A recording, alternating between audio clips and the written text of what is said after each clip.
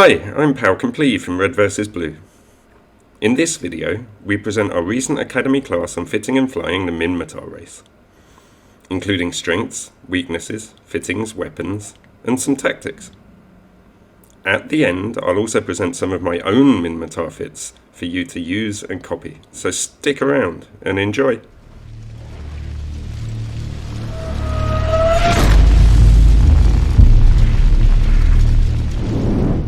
Okay, let's get this class started.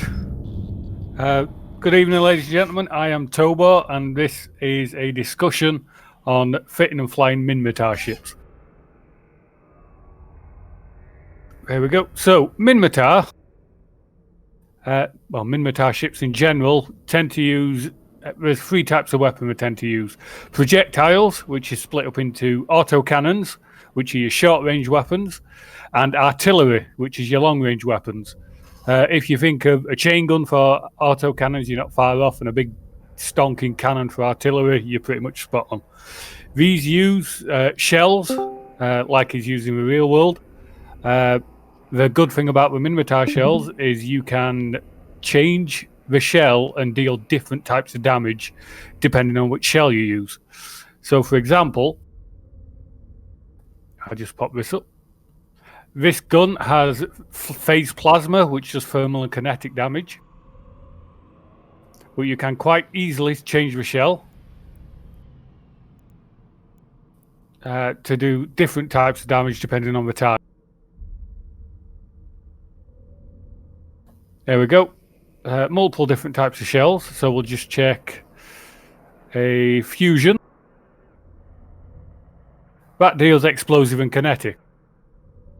So depending on what shell you use depends on what damage you'll be putting out, which is really handy in a fight, because if you know what resist hull your opponent's got, you can switch to the shell which does that sort of damage and do a lot of damage in return. The strange thing about the Minmatar projectile weapons is they have a really short optimal range. The optimal range is where you will deal the maximum amount of damage possible, but they tend to have a really long fall-off range. So while they can hit out to a fairly good distance, it's generally better. I'll show you on this Maelstrom. It's generally better to get as close as you can. See these Tech 2 howitzers? Optimal range is 63 kilometers, but its fall off is nearly double at 114 kilometers. So you can fight out to 114 kilometers, but you want to get a bit closer and try and get inside your optimal fall off range. The other thing about artillery or projectile guns in general is they have really high alpha. So in your fitting window, you'll have DPS from your guns, DPS from other sources such as drones. That's including reload time. So that's your actual DPS of 411. But the actual damage it'll deal in a single volley tends to be extraordinarily high compared to any other weapon system. To counter that, they do tend to have a really low rate of fire. So Minmatar ships are really good to be using in large fleets, because you could have 10, 20 Minmatar ships deal a ridiculous amount of damage in a single volley, destroying the target before logistics has a chance to heal them. Another thing about projectile weapons is they don't require capacitor. Like missiles, even if your capacitors ran out, you can still keep shooting, which mitigates if you're fighting an opponent who likes to use energy Nosferatus or energy neutralizers that drain your cap. Doesn't matter, you can still keep shooting, which I really like about them. The second weapon system they like to use is missiles. Along with Caldari and Amar, these like to use missiles. Generally, they will have a ship. If you look at the hull, it will tell you what sort of weapon it uses. So Rupture's like small projectiles. And then you've got breaches like missiles. So when you're using a Minmatar ship, if you don't know the hulls just by looking at them, it can be really quite surprising what sort of weapons they use. Especially when you get higher, like the Typhoon. Can fit missiles and turrets. so can fit missiles and artillery pieces. Obviously, you tend not to want to fit artillery or projectile weapons because we don't get any hull bonuses for it, but it's still quite nice to surprise your enemy. Another unique thing about Minmatar ships is they can fit both shields and armor. It will say, for example, this Rifter is armor fit. You can tell by this symbol here. Small hull, likes projectile weapons, good for combat, armor or shield, so it can use both. So when you're fitting this ship, and you're able to fit both, because it's got, for a frigate, it's got a decent amount of mid slots and a decent amount of low slots. So armor mods tend to go in bottom, shields tend to go in mid slots. You can fit this to be either or. So I've seen fits which have been armor tank, with plenty of buffer, maybe a repper. I've seen fits mid slot, which could have ancillary shield repairers, so you've got a lot more DPS. This goes pretty much for the entire range of Minmatar ships. They can be fit with both armor and shields. To counter that, though, their shields and armor tends to be weaker compared to the other three races. On the flip side, Minmatar ships do tend to be ridiculously quick. Even once you get up to a battlecruiser size, the Hurricane and the Cyclone can be some of the quickest battlecruisers in the game, even matching cruiser speeds.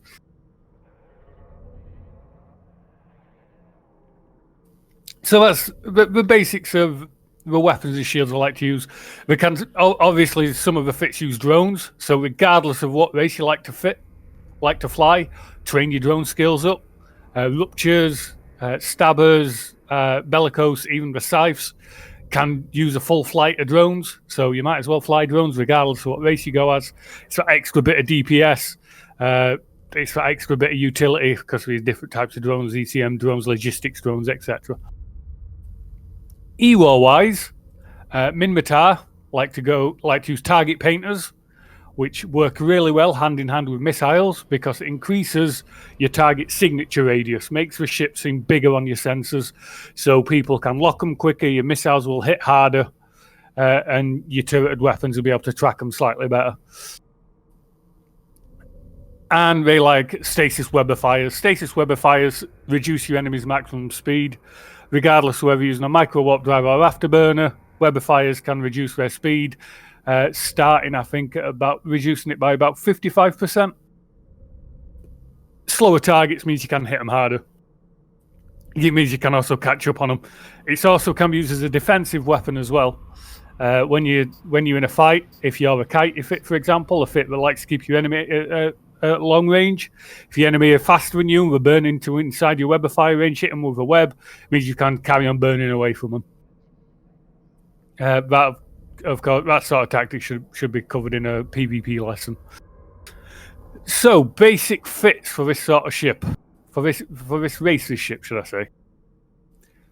We've got the 6 basic frigates. We've got the Breacher, which is a light missile shield ship. I particularly like the ship. It's very good at kiting. Kiting being trying to keep away from your enemy, keeping your speed up so they can't hit you as hard.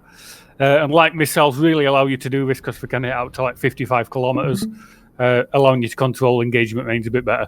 The shield booster amount, of course, is absolutely fantastic when you're taking damage. I'll pull up a fit to show you. Give me 2 seconds. I'm going to turn push to talk off.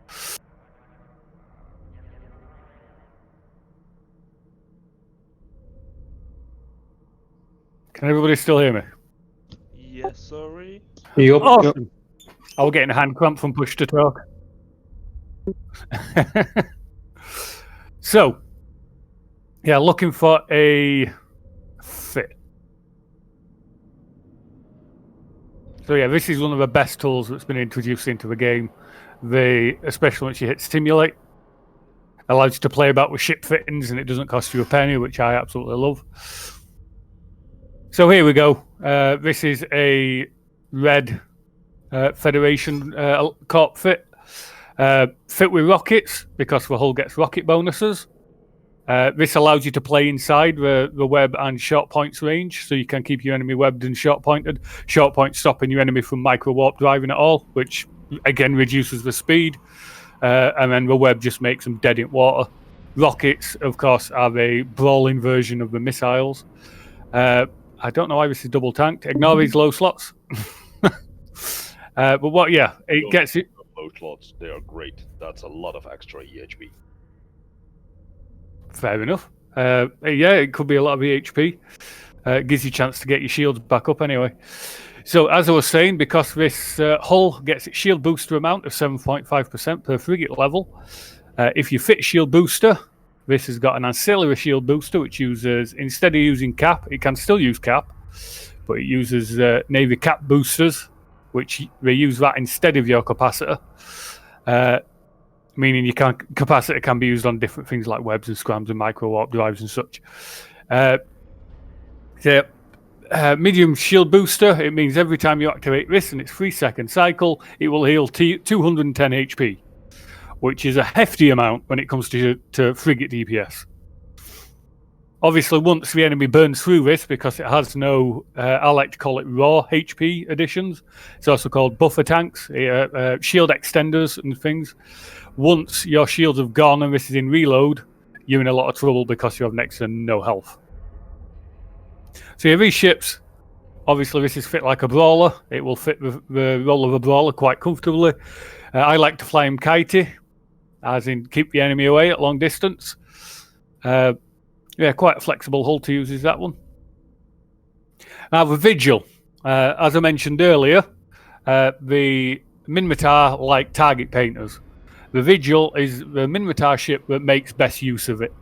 It increases the target painter's effectiveness by 7.5% and its optimal range by 7.5%.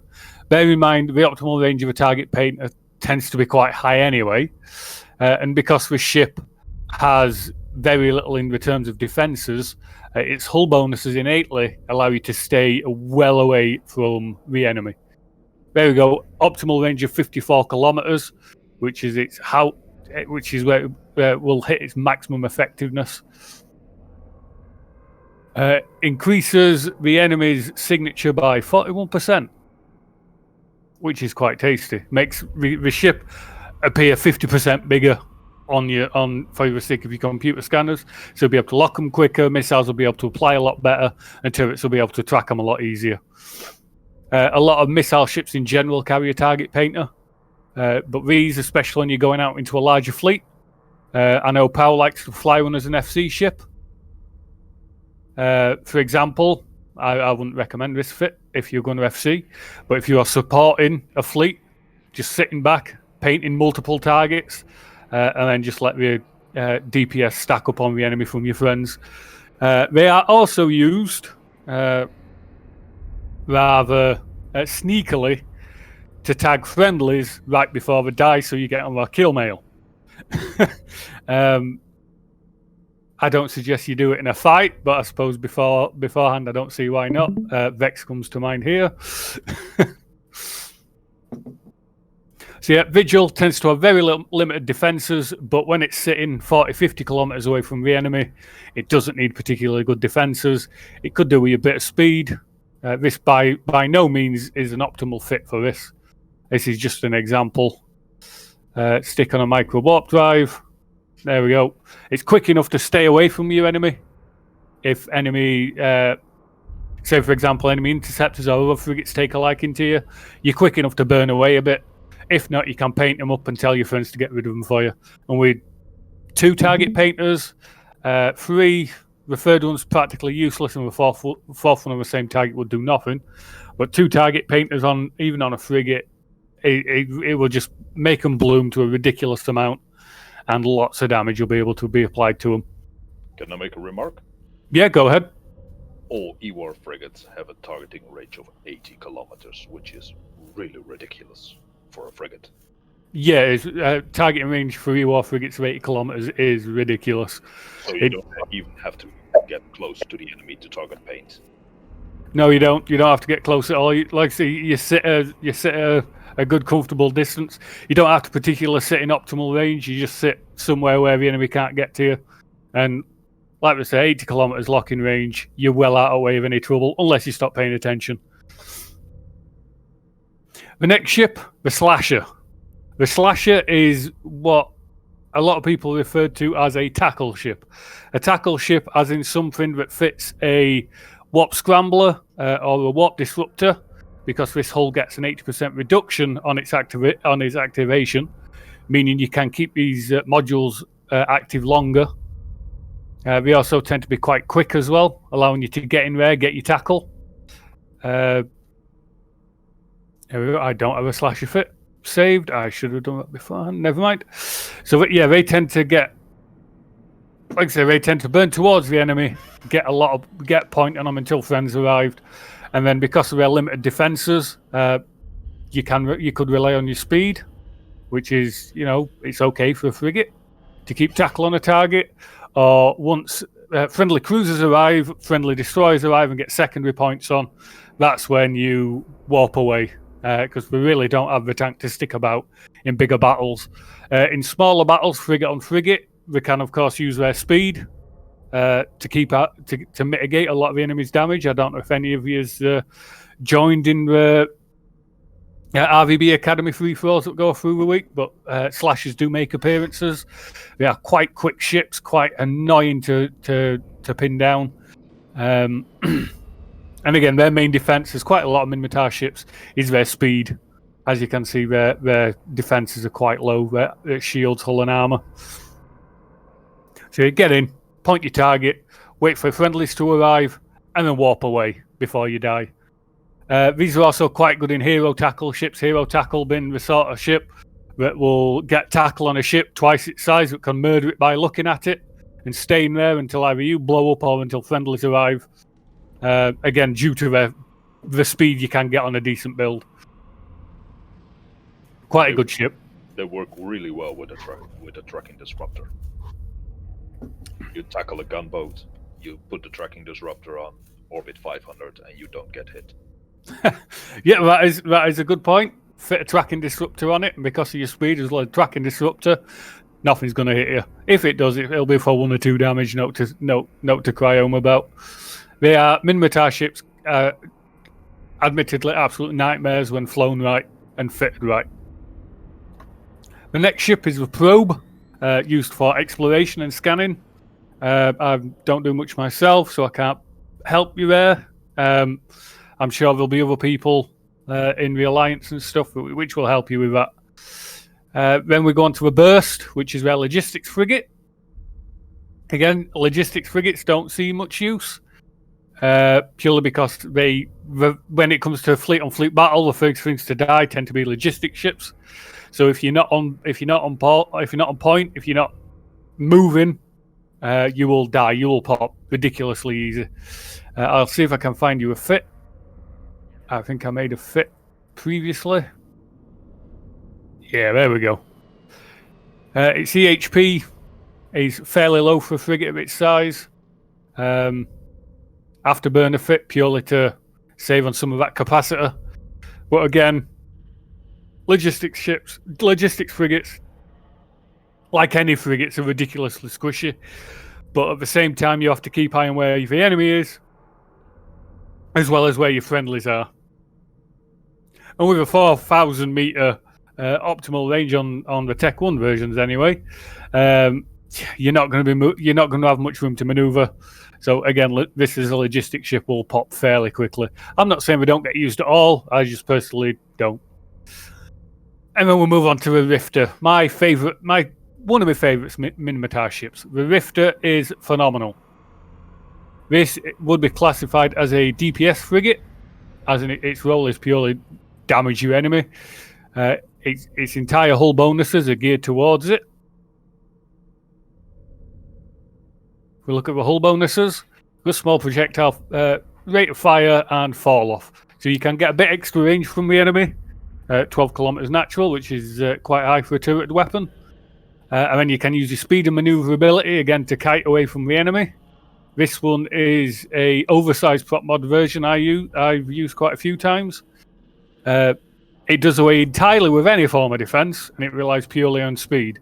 And from experience, once you get your speed up, you won't receive much damage at all. The second you start getting webbed, even against a web, you're still moving over 1,000 meters a second, which means you can web your target, web the target that's webbing you. And if we get close enough, you can short point them, allowing you to skip away quite merrily while laying in a lot of DPS. Again, as with most of the Minmatar ships, it's all about speed and maneuverability. Covered with probe. Is it with probe? No, with breacher. And we've covered with burst. So, at the frigate size, we're starting to see how Minmatar ships should be fitted and flown. So a lot of them, it's all about that kite. Don't trade blows with your enemy. You don't have the defenses to do it. It's all about that maneuverability, whether it's short range maneuverability or close range maneuverability. It's what you really need to survive. Same once we get to the destroyer line. Talwars can obviously be fit with shield or armor. 3 mids and 3 lows comfortably can be fitted by either or. If you want to go for a lot of DPS, shield fit it. If you want a bit more tank and maybe a web and a point, armor tank it, you will lose out on DPS. But again, it's high missile slots. It can put out a fair decent DPS. You kite out of your enemy's range. Of course, I've got no fit for it. Kite out of your enemy's range. You can even fit rockets to them and brawl with your opponent, keeping your maneuverability up. Keep kiting, obviously. Web and scram your target at short range. Just keep moving. Just keep moving. It's the main thing with Minmatar ships. I'll probably say it another 50 times before this class is over. If you stop in a Minmatar ship, you're generally dead. That's only not true once you start getting to battleship size, but they've got the mid and low slots to support having a silly amount of tank. And then we get to the Thrasher. The Thrasher is ridiculous for a destroyer. It's quick. It's got a lot of... In fact, I do believe I've got a fitting for this. No, it's frigates. Minmatar. Oh, look, there's a lot of fittings. So there's the fit I did, I believe. Yeah, it's one of my fits. Shield fit. Autocannon fit. So, its engagement range is quite short because it is autocannon fit, as with most Minmatar. We've got really short optimal range, and the fall-off tends to be far past that. So 1,000 meters, this is sort of blaster territory. You don't want to get into blaster territory. You don't want to trade blows with a blaster. So you want to sit at about 5,000-6,000 meters. Keep your maneuverability up. And again, it's all about keeping your maneuverability up. I'll keep saying it. It's got a moderate amount of tank, as most destroyers do. These are all purely about DPS. You can also artillery fit them. If I have an artillery fit. Nope, these look like... There we go. You can artillery fit them. And a bunch of Thrashers with artillery fit are absolutely terrifying. Look, 1,400 alpha damage. So in a single volley, that's how much damage I'll be doing. And because these ships are so cheap, get a fleet of 10, 15, 20 of these, you've suddenly been able to pop cruisers in a single volley, seriously damage battleships. Not battleships, battle cruisers, and provide a serious challenge once you get your speed and maneuverability up to battleships. These are absolute nightmares. I mean, obviously, 21 kilometer fall-off range, you're not going to be applying your full DPS, but again, when it comes to a large pack of them, they are quite terrifying to deal with. Pound for pound, I believe that these are the best destroyers to fly out in fleets with. Purely because of point, delete, point, delete, point, delete. So, that is the cruiser line. It's starting to develop the Minmatar way of fighting. Lots of speed and lots of alpha potential. Again, don't get caught. We see the same in the cruiser line. The Stabber it's an oversized destroyer. A lot of people might disagree with me on that. But it struggles to deal with other cruisers, especially if you go against caracals and things like that.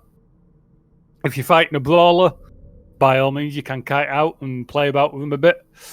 So yeah, it's only got a small amount of high slots for its guns, 2 missile slots. Its DPS is all over the place. It's got a balanced mid and low slot, so you could armor or shield tank them. This has gone for shield. Again, its primary form of defense is maneuverability. If you get caught in a stabber, especially if you get caught by another cruiser, you're in trouble. You're more than likely going to die. These prefer targets that are destroyers, people who aren't paying attention, or even when it comes to big fights like we have on a weekend, you especially in stabbers, you can fly into a combat zone. You can pull off a lot of heat because your maneuverability will be quite difficult to damage. You can also burn in and catch up with destroyers because you'll be nearly as quick as a destroyer if you fit it as a kiter. You could drop one of these for. Let's have a look. You could drop one of these for a nanofiber, which will increase your speed even more to increase your kiting ability. You can also use. Where is it? Here we go. Overdrives. They also do the same job without taking away from your hull. Again, this is leaning towards increasing your max speed, increasing maneuverability, not getting caught, so you can fight and play about with the range you want to fight at. Again, short range. This is exactly what we were talking about earlier. Really short optimal range at 2 kilometers and a fall-off range of 20 kilometers. You don't find that in any sort of weapon system. The gap between optimal and fall-off with these sort of guns is insane. Countered by the fact it doesn't require capacitor.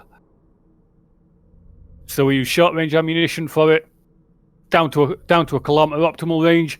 You don't want to be fighting at a kilometer in this thing. You can't trade DPS with another cruiser. Unless it's on your terms, which again is maneuverability.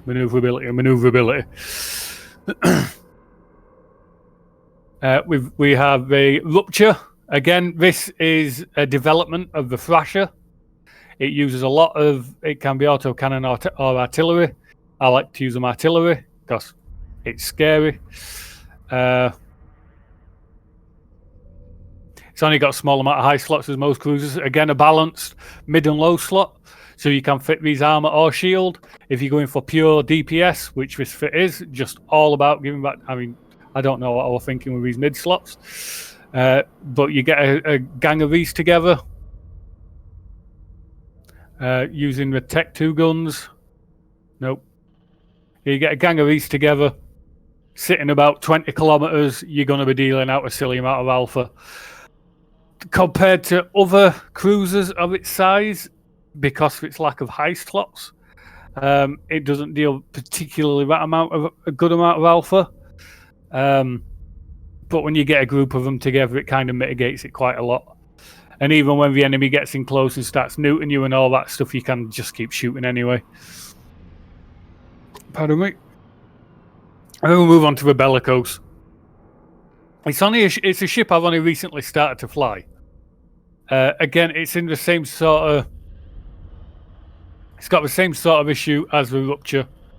Limited high slots, 4 missile launchers. You're not going to do a lot of damage with 4 missile launchers.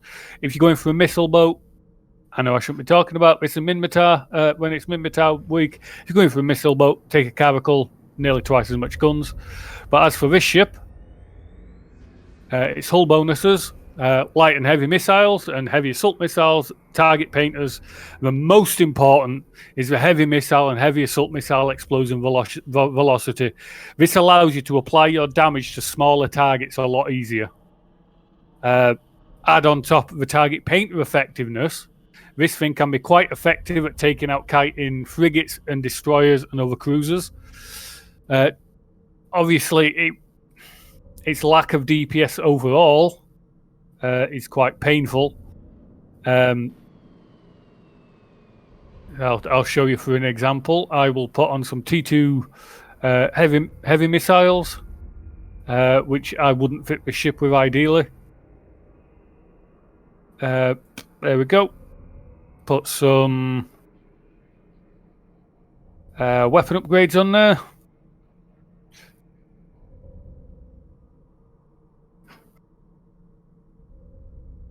And then we go for Heavy Fury.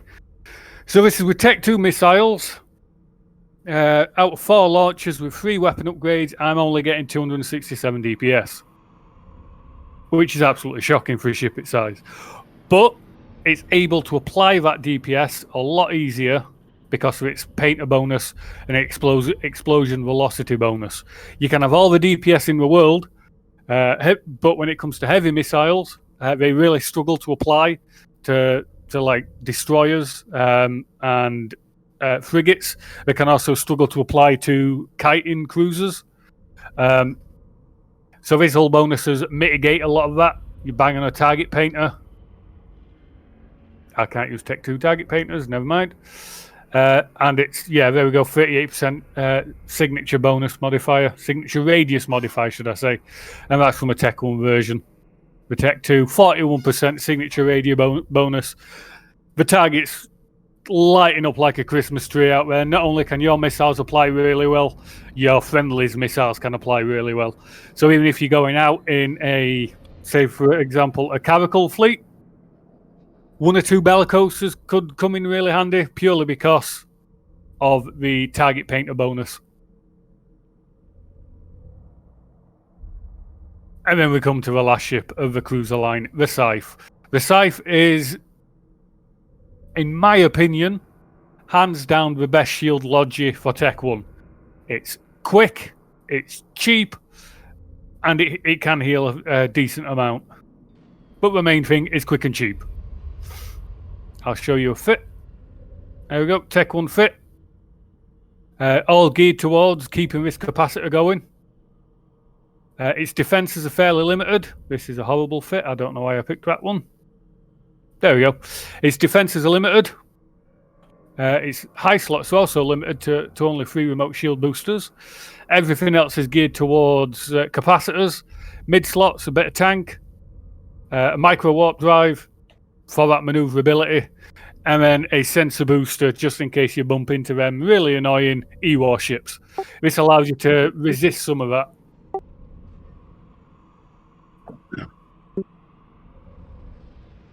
The fit is cap stable if you turn off the MWD, yes.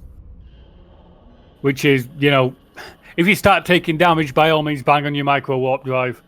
But it is also down to an FC to keep in mind that while the fleet's under micro warp drive, these guys need to keep up. They do have a really, a decent repair range of 27 kilometers, so you don't need to be on top of friendly fleets. So there is that space to play in. But ideally, you want to get into a position where you don't need to keep this on. I don't even know who made this fit. I think it was me. It was me. So yeah, Scythe, absolutely love them. Flown them. I must have put hundreds of hours into these things. Like I say, they are cheap. They are manoeuvrable just in case you start taking fire. They've got the manoeuvrability and speed to get out of there. Or to at least start manoeuvring so you can start getting repairs. And it also means they can manoeuvre out of a combat zone and then manoeuvre back into a combat zone to start giving the heals. I absolutely love these things. Best used when there's only 2 or 3 Scythes. If there's more than 2 or 3, say 5 or 6 players willing to fly logistics, obviously switch to the Caldari logistics so you can spider tank and share capacitor between yourselves, but that's a lesson for another day. Any questions so far before we move on to the big stuff? Yes. No. Okay, I heard a yes. Yep. Vas has got a question. Go ahead. Why pick it's the Scythe and what's the Caldari one? Why pick a Scythe over an Osprey? Oh, the other way around. Why pick an Osprey over the Scythe? Okay, you'd pick an Osprey over a Scythe because once you start getting to a larger numbers, the Ospreys can do what's called a cap chain. So I'll show you a fit.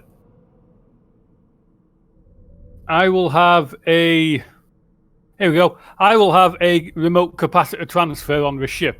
That takes capacitor from my ship and gives it to your ship, yeah? Mm-hmm. So with this, I'm giving, by the time the capacitor arrives at the target I'm giving capacitor to, they're getting more capacitor than what's taken from my ship. So then if you apply that to another logistic ship, for every remote capacitor I'm giving somebody, they can use a shield booster and it won't drain their capacitor. So imagine you've got 5 of these.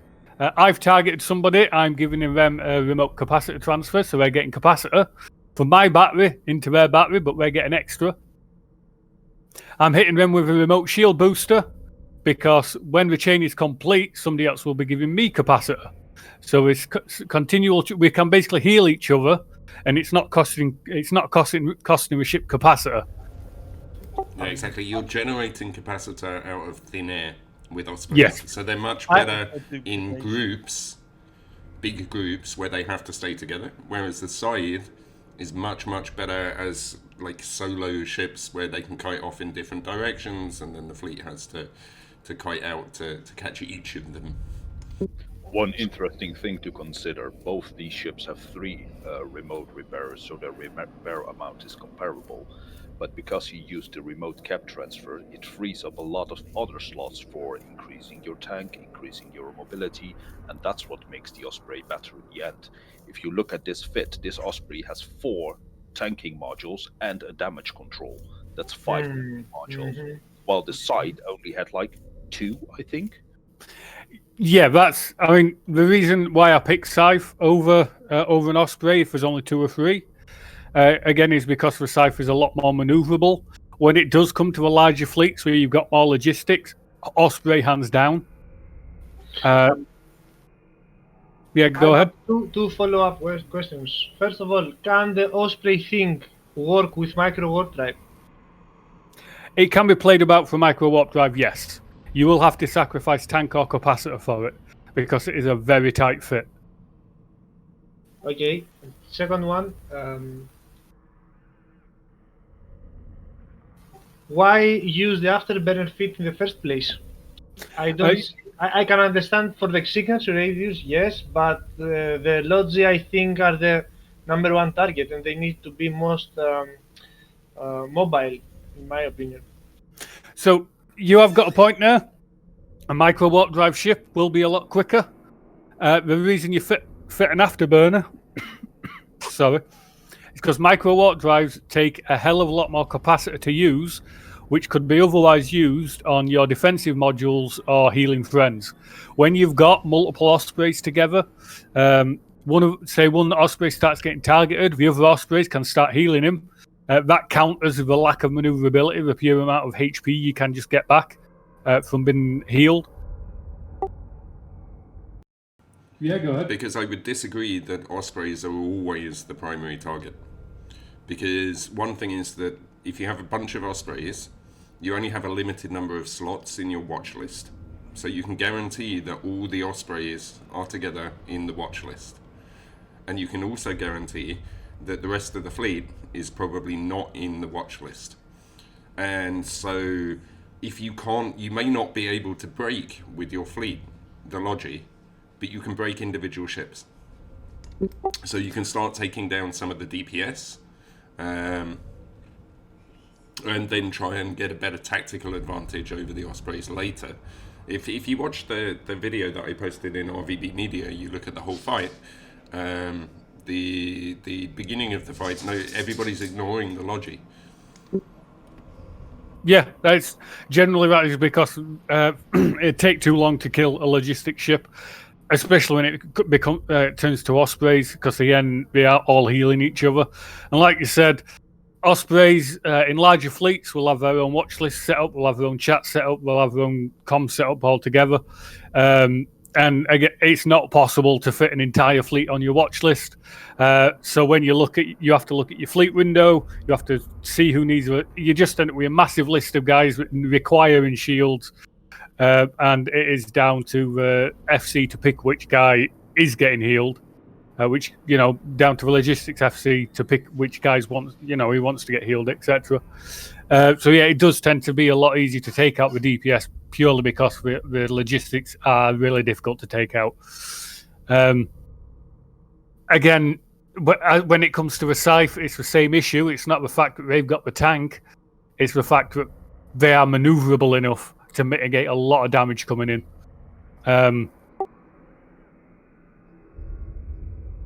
Yeah. Mm-hmm.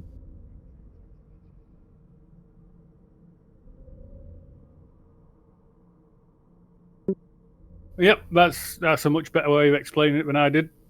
The Scythes allow you to be a lot more flexible in your position and manoeuvring.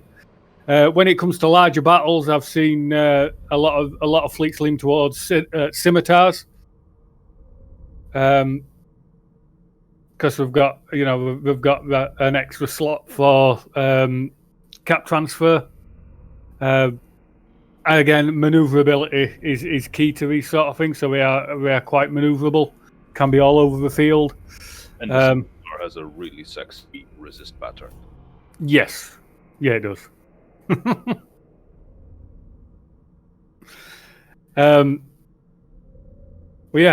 Quite really high EM resist with. That's quite strange if you're going to shield fit.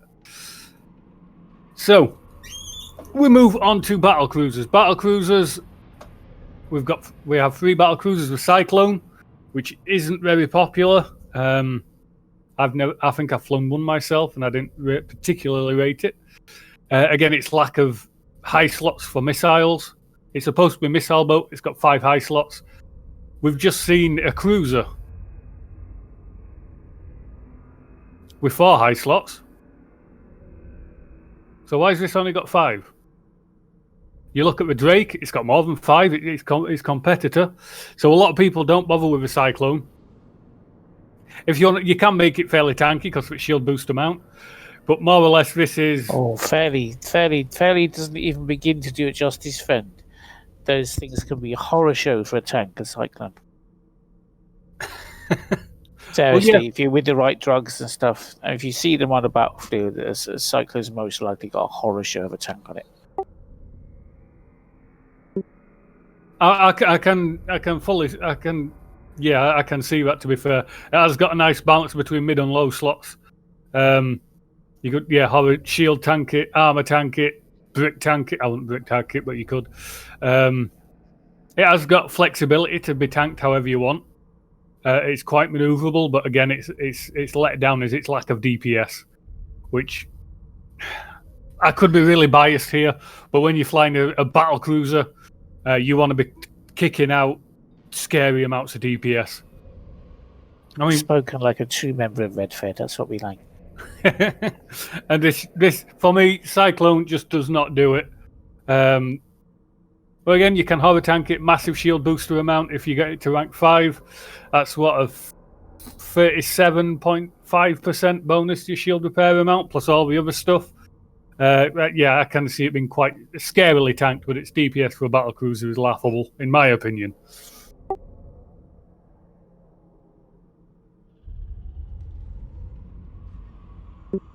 Yeah. On the flip side of it, you've got the Hurricane. I love these things. I absolutely love Hurricanes. For a battle cruiser, it is scarily quick. As we found out over the weekend with Pow and his Kaiti Hurricane, which just... the Hurricane just went, nope, and left. Nobody were catching it. It's not an attack. No, it's a combat battle cruiser. Yeah, I absolutely love the Hurricane. I've got fits all over the place. Fits from the First World War B, which were artillery fit. You get a bunch of these together. They're maneuverable enough for battle cruisers to get into the right position of the battlefield. They have quite a high amount of turret slots. Obviously, with this fit, you require an implant to fly it. Bung some phase plasma in there. 2,000 in an alpha. Once you in alpha damage, once you get to Tech 2, it increases even more. Lots of DPS, decent tank. You can flip it the other way around. Lots of tank, sacrifice some DPS, loads of utility in the mid slots. Auto cannon fit it. Stick in a command burst, artillery fit it. Do whatever you want. This ship can fly and fight however you want it to fight. It tends to do better in kitey situations, so you can use your low slots to hand over to DPS. Saying that, it can also be quite brawly. Do I have a... Yep, there we go. There's a brawly fit. Again, this fit's designed to be used in a fleet due to its lack of local repairs. The autocannon fit, due to the flexibility of the ammunition for Minmatar, it can still hit out to quite a long range to say it's a brawly fit. So you burn into your target, 1,000 meters per second might not seem a lot, but you can increase that to even larger amounts. Was your fit oversized prop mod by any chance? Pow.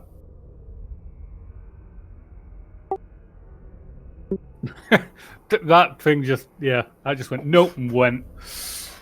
So yeah, with this particular fit, brawly fit, getting close, stick on your tracking script, so you can so your turrets track faster, so you can hit your targets easier. Web them. That's a long point, so we can't get away. But you web them, you hit them, you activate your tracking computer. This can do a scary amount of damage in a short range. This is only this is auto a meta fit. We've got 668 DPS.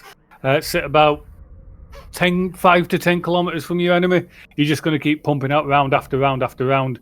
Decent alpha as well.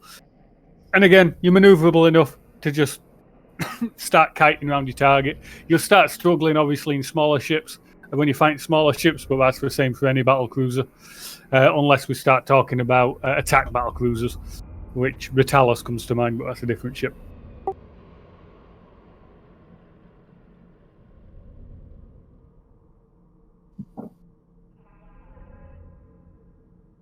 All right, cool. Yeah, my battle cruiser and battleship skills are atrocious. I don't like flying them. Then we get to the attack battleship of the group, the Tornado. The Tornado literally sits as far away from the enemy as possible. There we go, that's an autocannon fit. Sits a decent distance away from the enemy and just starts hitting them with large turrets. We call it an attack battle cruiser because even though it is only medium-sized hull, it can fit large guns, which normally only go on battleships. Obviously, it's got the same downsides of large guns, so the tracking is not that cracking. They're quite difficult to fit, except on an attack battle cruiser, of course. To counter that, you're obviously putting out a lot more damage if you can hit the target, which is why a lot of people I've seen fly these autocannons, because the tracking is a lot better. You can obviously fit them artillery, but then you're not going to be able to apply on anything smaller than a cruiser. These warp in. Once the enemy fleet's been engaged, warp in, start laying down fire from a decent distance. They're also decent for structure bashers. The downside of being able to put out all of this scary DPS is their defenses are really weak for a battlecruiser-sized ship. Can I say something else about the Tornado? Yeah, go ahead. Historically in RvB, so a Tornado, it can destroy a frigate in one shot. And so it's quite useful to sit on a gate, and you can just one shot anything that comes through the gate when it starts aligning. Also, you can sit off a station and one shot something that becomes lockable when it gets out of its undock timer, and you can basically troll people with a Tornado. And I remember the Tornado is one of the reasons that we do not allow battle cruisers on the undock. I remember one day. it was years and years ago, back before RvB kind of split up. I was considering joining, and so I had one of my alts flying around, and there was a bunch of wreckage from one of your guys' fights, and so I decided to go in and try and steal some because, it's just free loot sitting around. And so me and my Punisher, fit with a whole bunch of expanded cargo holds, just kept engaging and dodging one solitary tornado who also decided that he wanted the loot, and because I was suspect, he was just shooting at me from 100 kilometers away until he finally got me. Funny RvB story. Yeah, it's like I was saying. Obviously, you can, like Paul says, if you catch a target before it starts moving or manoeuvring, of course you're going to apply a scary amount of damage to them. That's for missiles. Gyro stabilizer. Yeah, especially once you get to the artillery size, the large artillery. I don't have Tech 2 skills for large guns. There we go, 60 kilometer range, 4,000 alpha. And no doubt for somebody who's got rank 5 skills, that will just go to double, triple that sort of amount of damage. These can... Yeah. They can probably... Sure at some point that headshots some cruisers and destroyers as well. I can see it happen if you've got a group of them. Downside being if the enemy gets in close in smaller ships, you're going to really struggle to damage them once we start manoeuvring. Perhaps the best Yeah. They one-shot industrials too, which is cute. I think anything can one-shot industrials, to be fair. So yeah, not particularly good for fleet fights. Like's been mentioned, they are more for trolling. They're not bad for structure bashers if you're not going to get attacked. But you can say that about most attack battle cruisers. They are glass cannons, lots of DPS, not much defense. They get caught, they die. Nope. Such with battleship guns. Yeah. And then we get to the battleships. The battleships for the Minmatar, there's one bad one, one good one, and one fantastic one. We'll start with the bad. The Maelstrom. Bad for a reason. They get a rate of fire bonus rather than a pure damage bonus. Rate of fire does not equate DPS.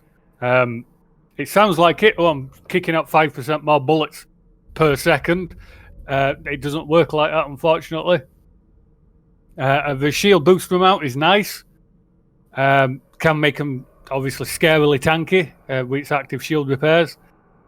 Fit them with large guns. In fact, I flew one during some war I fought in down south. They all start merging together eventually. There we go. So, decent tank. A lot of high slots. So they can put out quite decent DPS. You can obviously stick on a local repair and ancillary shield booster to make use of the hull bonuses. And I could imagine you stick a couple on here. It could be just scary to deal with.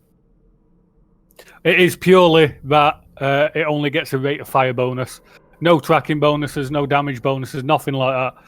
So you're really going to struggle to start applying to anything that's smaller than a battleship. Cruisers, especially once the cruiser starts manoeuvring and gets transversal on you, you're really going to struggle to damage them. If your target's not paying attention, by all means, you're going to cause a scary amount of damage. But the same could be said for its sister ship, the Tempest, which in my opinion is a much better ship.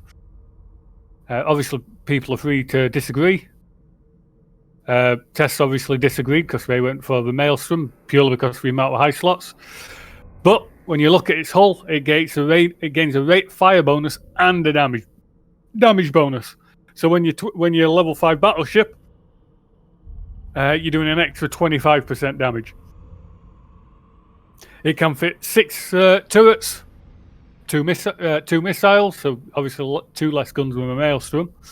And 2 missiles. Missile slot. You could fit rapid heavies just to try and take out some annoying frigates. You could pretty much fit anything you want in that slot. If you go in artillery fit, autocannon fit, you could fit energy neutralizers, Nosferatus. I suppose I don't see why you would. You could fit drone link augmentators because it's got a decent drone bay. And then you can obviously fit the less with guns. But I particularly don't like this ship. It is better than the Maelstrom in my opinion. But I still don't like this ship. The best ship in Battleship in my opinion, from Minmatar, is the Typhoon. Yes, it is.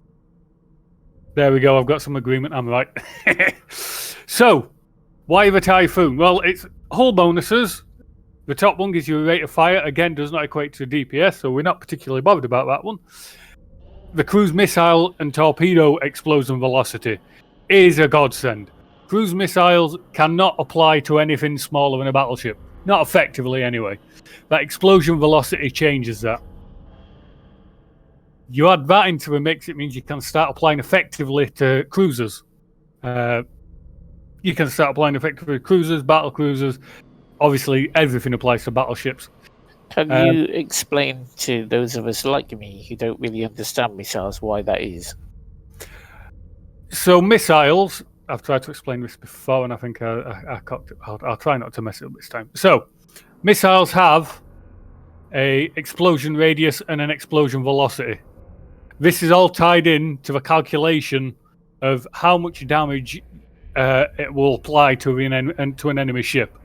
So missile will always hit its target if it's in range.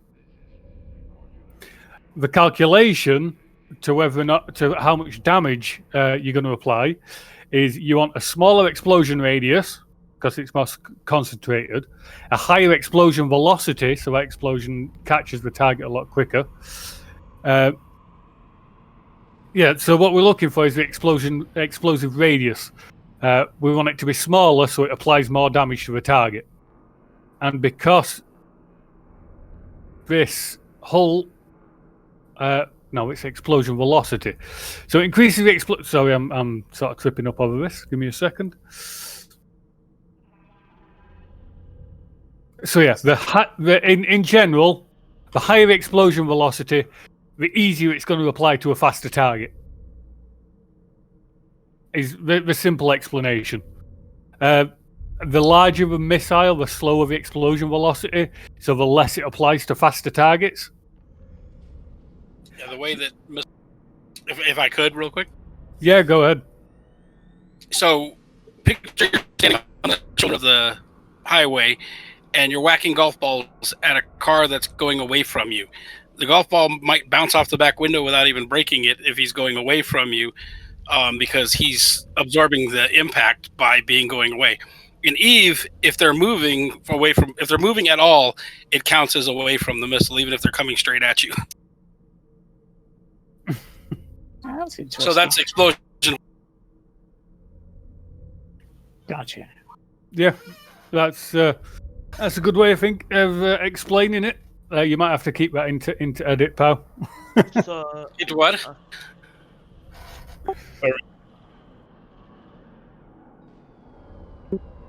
Yeah, that'll do. Yeah. Really have to know how explosion velocity and radius works. It's just simple to know radius allows you to hit smaller ships better, and velocity allows you to hit faster ships better. So is it the higher the number, the better? Yeah. I believe one should be high and the other should be low. Explosion velocity you want as high as possible. Explosion radius you want it as small as possible. Gotcha. Okay. So because this hull gives you an explosion velocity bonus on your cruise missiles and torpedoes, it allows you to apply damage to faster moving targets. Everybody get that part without melting everybody's brain with the equation I can pull up. That was good. Okay, so yeah. So another reason why I like the Typhoon is not only is it's got a healthy amount of high slots, I've put rapid heavies in this. So rapid heavies will give you a higher rate of fire than heavy missiles. It's the rapid light version of the heavy missile launcher, basically. So smaller targets, you're going to mince them. They also apply really well to smaller targets and have a decent range.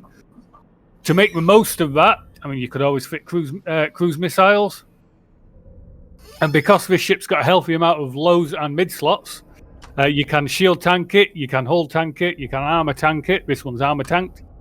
You'll notice these lovely bits of kit, the missile guidance computer. And what this does, it uses an ammunition type called a script. And you load a certain type of script. So let's go with these Inferno heavy missiles. Their maximum range is 62 kilometers. I put in a missile range script. It increases their range to 75 kilometers. So say the enemy's now getting closer, is within a 50 kilometer range. I deactivate the mods on my HUD. I bang in missile precision script. And suddenly I can target. I'm applying a hell of a lot better to smaller targets. It gives you that flexibility. This amount of mid slots gives you the flexibility you need to deal with different types of targets. Of course, its explosion velocity bonus is geared towards cruise missiles and torpedoes.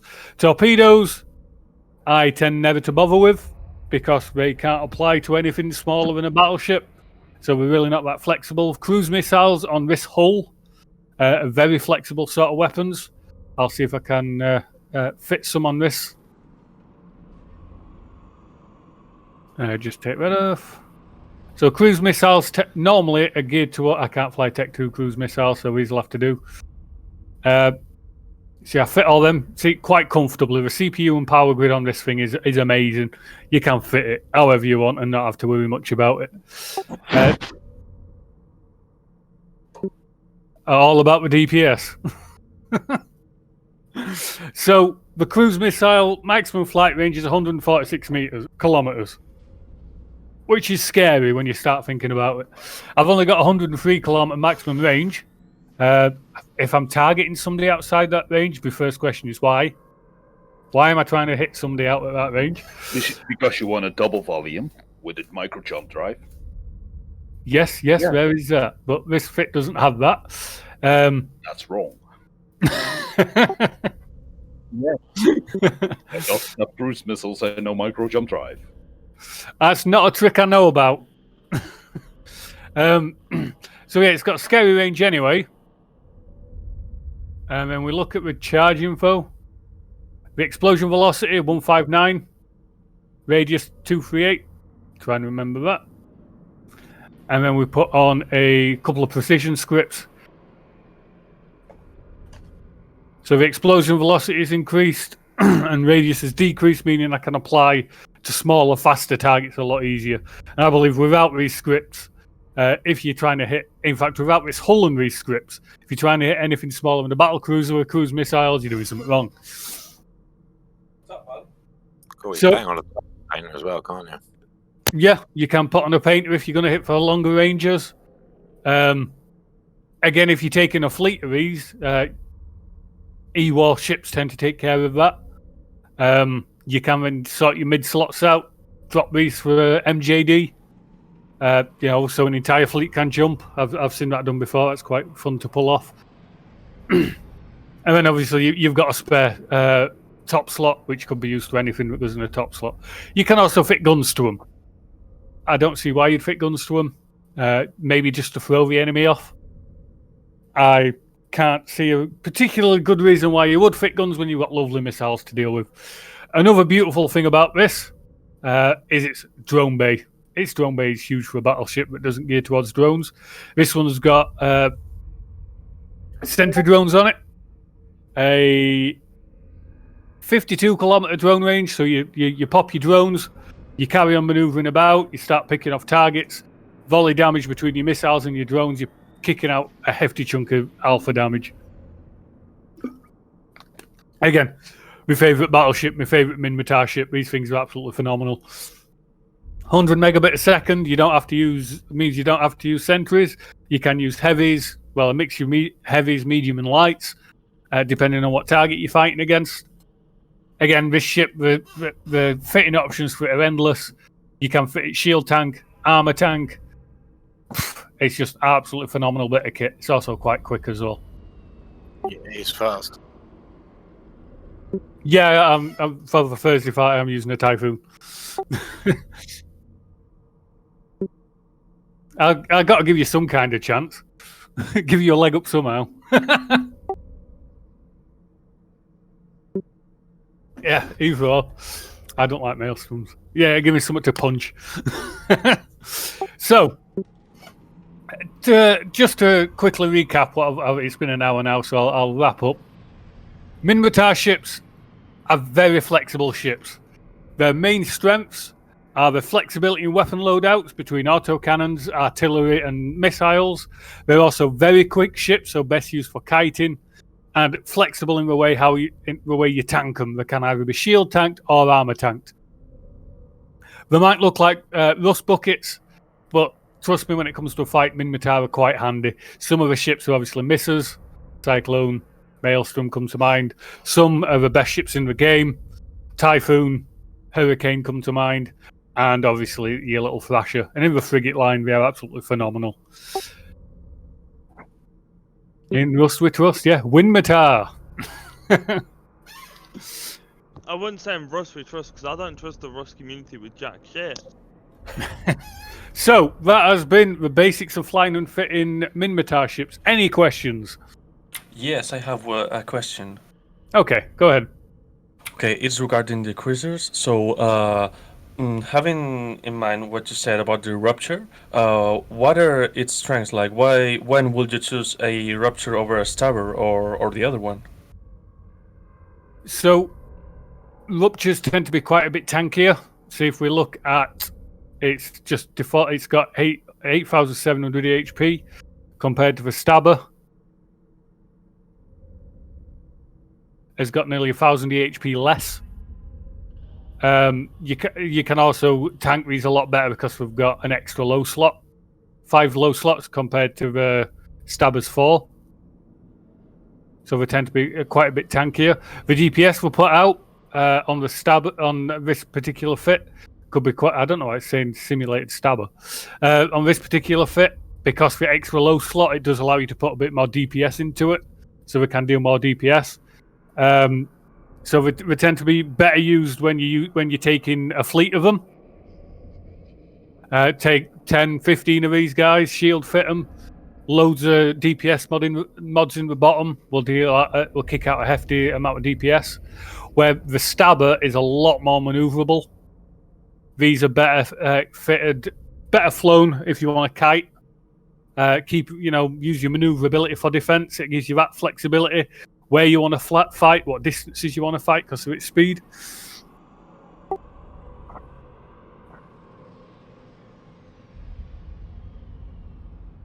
Yeah. I see.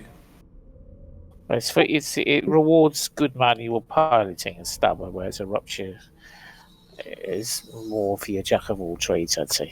Yeah. With the Navy Stabber, is that just a more tanky version of the Stabber? Navy versions tend to be.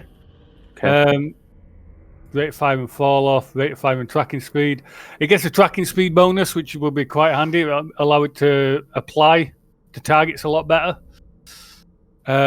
It's got 2 more extra low slots. Its defense is a hell of a lot better. So yeah, it's an upgraded version. It's better in every way, except it's a lot more expensive. Yeah. Like 10 times the amount. Yeah. 4 times as expensive. Any more questions? Can I make a remark about artilleries in general? Yeah, go ahead. As mentioned earlier, artilleries fire really slow, but their damage is quite significant, making every shot really important.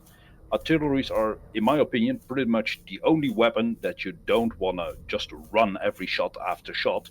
You might actually want to hold your shot for a few seconds to wait for the enemy to get in the proper position where you can hit them. Yep, that's a very good point. Because the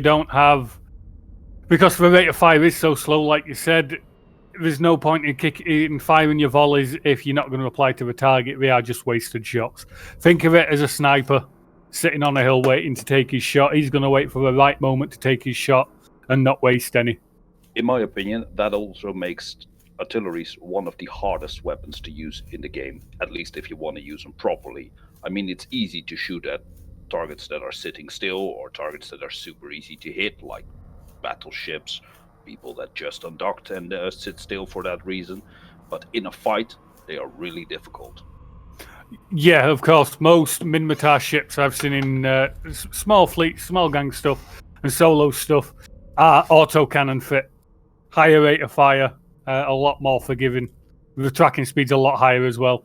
Artillery tends to struggle to track anything that's smaller than it, or kiting in the slightest. Unless you can make somebody approach you like straight away. If you fly straight away from the enemy, people have to follow you in order to keep their point on, and thus have less transversal, and you can shoot them right in the face. Some of the most fun that I have had in EVE has been taking an oversized prop mod RT Thrasher and jumping into a nullsec gate camp and just burning off, blapping the tackle, and then warping somewhere. It's the fantastic thing about artillery. Get your opponent in the right position, and you're just going to delete them. When it comes to the likes of Maelstrom that I flew when I was fighting alongside Test down south, we used to, in fact, the same stands for the Hurricane as well. You group your guns into two groups, because for the alpha damage from the artillery, you don't need 20 ships firing all the guns at the same target. Instead, you'd fire 4 per ship, and it'd just delete, giving you the option to target 2 ships at once and delete 2 ships at once. So that, again, is Minmatar ships. Artillery is scary if you know how to use it. Autocannons are your friend in small gangs. Shield or armor tank, dealer's choice. Just don't keep moving with Minmatar. Keep your speed up, keep your transversal up. Obviously, once you get to battleship, you don't have to worry about it too much. Smaller ships, keep moving. Use your speed and maneuverability to dictate range, dictate when you're going to take the fight. And that's it. Thank you all for coming. Thanks. Hi again. So, as promised, I'm going to present you 3 of my personal fits for Minmatar ships. The first one is this Thrasher that was mentioned in the class. Its primary advantage is the afterburner. It's got a cruiser-sized afterburner on it, and you will notice that the speed, especially when overheated, 2,000 meters a second. So that's almost micro warp drive speeds. And combined with the dual webs and the artillery, when you jump a gate, people can't hold you down because the scram does nothing. And you can slow them down with the webs so you can get out of scram range. If you get hit by a long point, you're probably in trouble, but you can also possibly take them down as long as they're not an assault frigate. So basically it is 3 small ancillary current routers, a full high set of 280mm howitzers, an oversized prop mod, 2 webs, damage control, and a nanofiber. And when you load ammo into it, let's load some fusion, you can see the alpha is approximately 200 per gun, so 2,